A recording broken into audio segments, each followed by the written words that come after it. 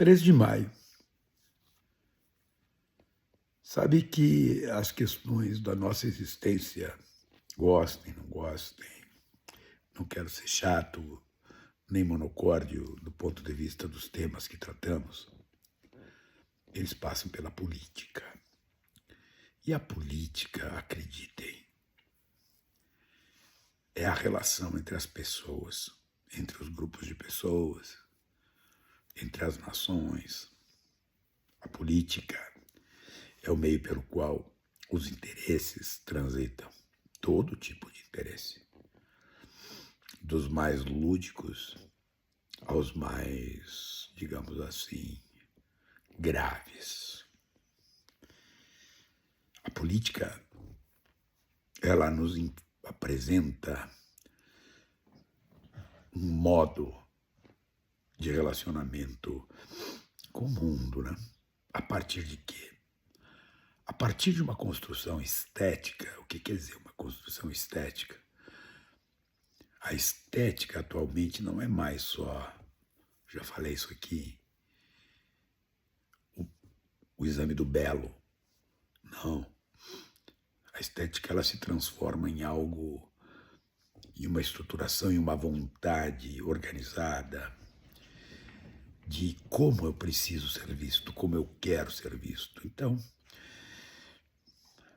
o mundo da comunicação, o mundo da difusão das formas desejadas é o núcleo, é o centro disso tudo. Mas percebam que por mais que nós vivamos e convivamos com uma tecnologia cada vez mais estupenda, tipo inteligência artificial generativa, as pessoas continuam sendo as pessoas, com seus elementos constitutivos. Portanto, quando eu examino a política, seja no nível que eu examinar, pelo menos ainda eu devo entender as pessoas. Quem são elas? Quem é aquele que está se mostrando para ser visto? Como? Em que dimensão? Quando eu olho o mundo, por exemplo, da geopolítica internacional, não tem como não examinar o tal de Trump, a trajetória dele, a história dele. Eu não tenho como examinar, por exemplo, o lugar onde ele vive, os Estados Unidos. Um lugar onde, por exemplo, vou dar um dado. Presidentes são atacados desde que George Washington assumiu pela primeira vez a presidência dos Estados Unidos. Washington sofreu atentados. E muitos outros sofreram atentados. Muitos outros. 3 morreram. As coisas não estão lá atrás, também estão lá atrás. Mas o Reagan foi baleado. O próprio Trump foi vítima de atentados 3 vezes. 3 vezes. E aí Kennedy, o mais famoso, Lincoln, o mais icônico. Então, para eu entender de onde as coisas vêm, eu preciso entender onde elas estão, como elas se formaram. E assim vale para as pessoas. Por exemplo, eu não tenho como chegar hoje e dar um pontapé no Trump, ou fazer como ele fazia, chamá-lo e dizer, estás demitido. Não posso. Ele está lá, mandatado para isso, né? Isso nós vamos chamar os famosos parceiros inconfiáveis. Por que inconfiável? Porque pela história, pela prática, pelo que ele faz.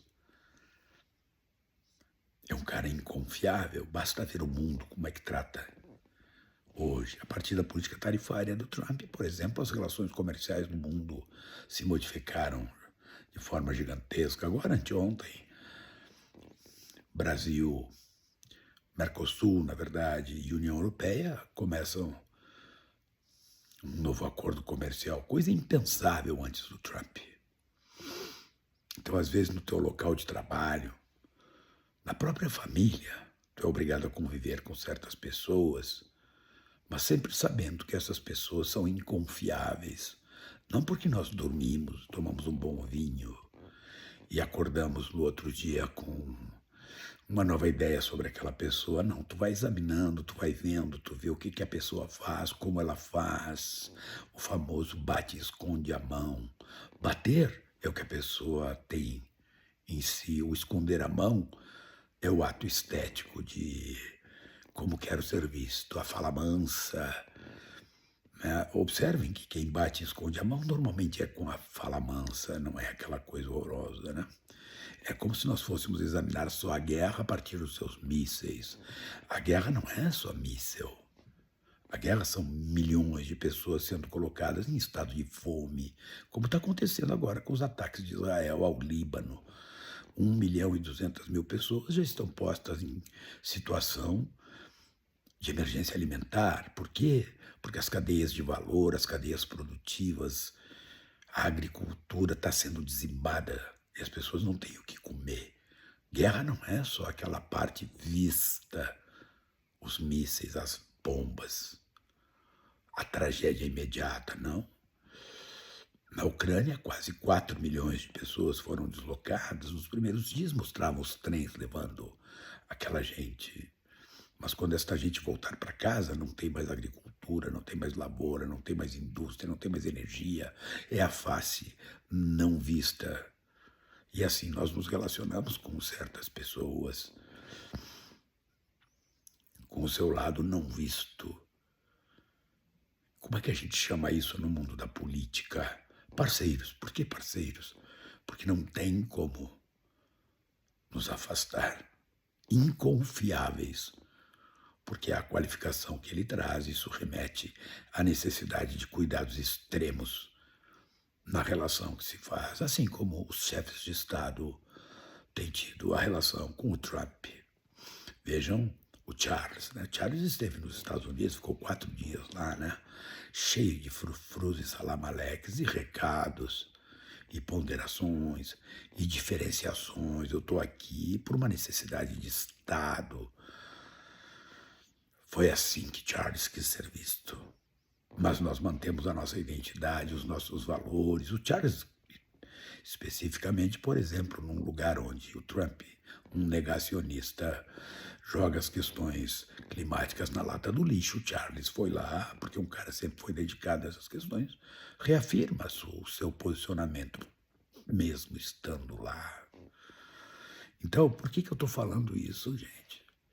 Porque a vida ela é um pouco mais complicada do que parece.